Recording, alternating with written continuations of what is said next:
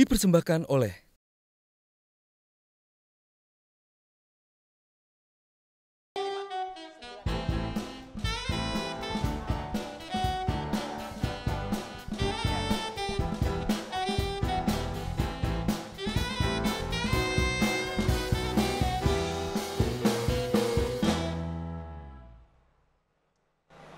masih di Indonesia, ide untuk Indonesia. Melanjutkan tadi Mbak Dewi, kan tadi kita sempat bicara sedikit tentang mengapa film Hollywood dan film Indonesia secara budaya sepertinya tampak berbeda dari sisi misalnya pace, tempo, ritmik, kadang-kadang juga dalam grafik pembuatan film. Tapi orang Indonesia tetap suka nonton film Hollywood tentunya ya. Hanya seperti kayaknya kalau film Indonesia punya kekuatan yang lebih sebenarnya yang jadi potensi pasar untuk Indonesia sendiri. Mungkin karena ya maksudnya ya harus memang biasanya orang menyukai filmnya sendiri karena merasa relate terhadap budayanya, pasti dia terikat dulu sama kultur yang di dalam film dulu sehingga dia believe. Soalnya film itu kan persoalan penonton believe nggak sih sama yang kita ceritain. Kalau dia nggak masuk situ dia akan lepas gitu ceritanya. Dalam bawah sadar dia harus tahu dulu bahwa ini pantas pantas dipercaya bahwa ini kejadian ini nyata dan dia akan terikut dengan alur ceritanya sih sebenarnya.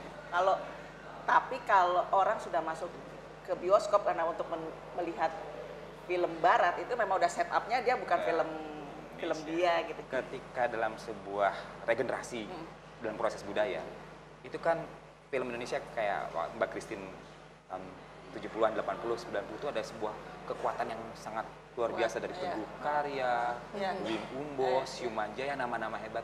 Nah lalu tahun 90-an itu agak sedikit kayak ada kehilangan sedikit, lalu tahun 2000 sekian baru ada hidup lagi.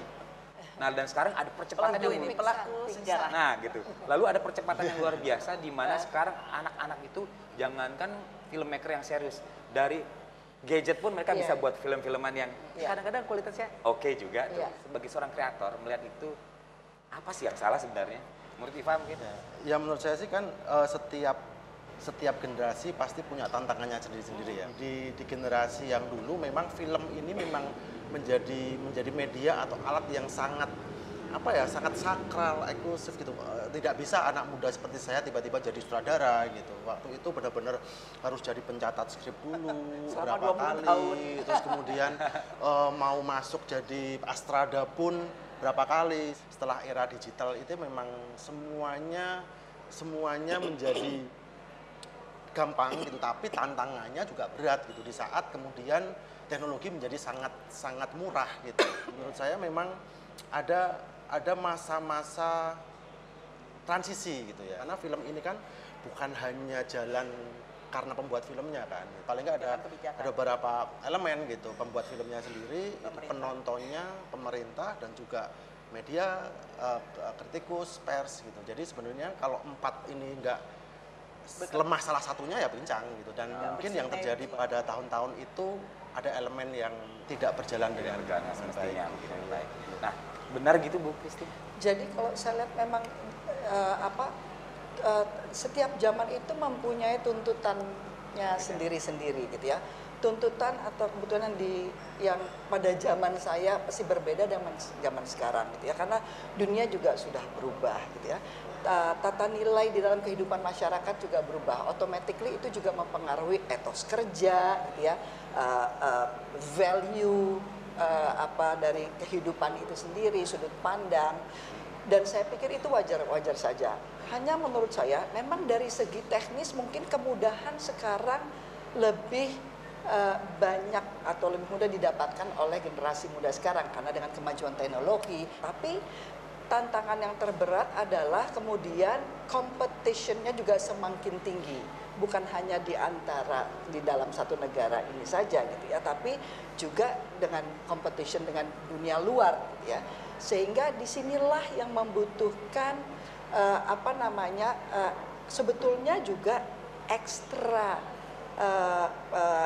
kerja untuk bagaimana lebih memfokuskan pikiran kita terhadap kita mempositioning diri kita ini di mana.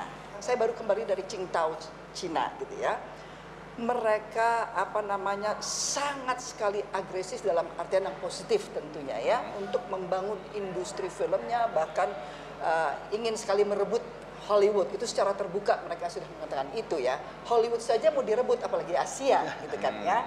Nah, di situ lalu bagaimana kita mau memainkan peran kita atau mempositioning diri kita dalam ini. Nah, tantangan-tantangan ke depan inilah yang juga harus menjadi pekerjaan rumah, bukan hanya buat generasi muda yang perlu masih terus mendapatkan dukungan gitu ya dari saya dan katakanlah Mas Slamet atau teman-teman yang sudah lebih dulu gitu ya, karena pengalaman itu tidak bisa dibeli gitu ya, tapi bisa dibagi gitu ya, bisa di-share. Dan pemerintahnya juga harus secara konkret hadir, karena negara maju saja pemerintahnya itu hadir dengan jelas dan memberikan dukungan, memberikan subsidi. Luar biasa, setuju banget. Ini makin menarik tapi harus break lagi. Tetap di Indonesia, ide untuk Indonesia.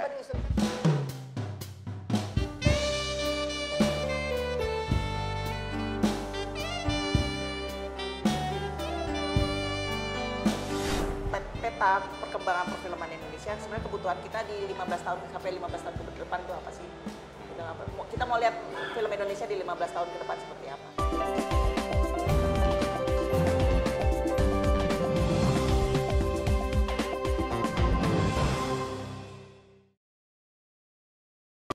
Dipersembahkan oleh